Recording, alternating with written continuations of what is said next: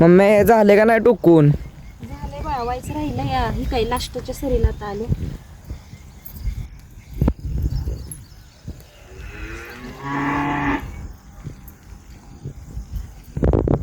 तर एवढी वल झाली आणि असं हातानं खड्डा बी काढायला लागला, असं दाबलं तरी शेंगदाणा पाहिजे असं आपल्याला टोकून होतंय बघा.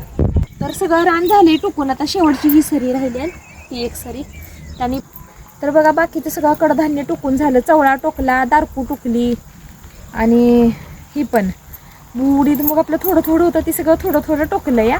आणि आता फक्त ही एवढे सरी एवढी झाली, एवढी काकरी टोकली की धना व्हायचं राहिलाय तेवढा. धना असा बाकी तिकडं टोकलाय, तिकडं जास्त ह्या सऱ्यासनीच पुंजकं घालायचं राहिले ते. म्हणजे कसं तेवढीच कोथिंबीर आपल्याला घरी खायला पण होते व खायला हे.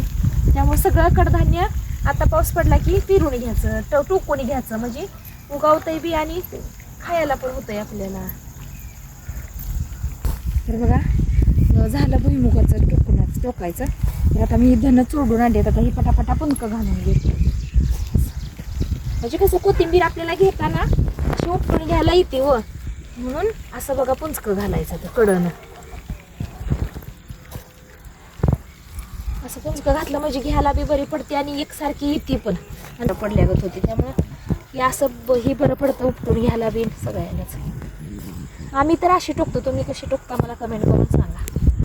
तर बघा सऱ्या सोडून ठेवलेल्या होत्या म्हणून काल पाऊस पडला, काल परवा पाऊस पडला की आज टोकायला तरी आलं. आता बघा पटापटा टोकून पण झालं. तर तुमचं पण टोकून पिरून झालं असेल तर मला कमेंट करून सांगा. रामकृष्ण हरी मंडळी.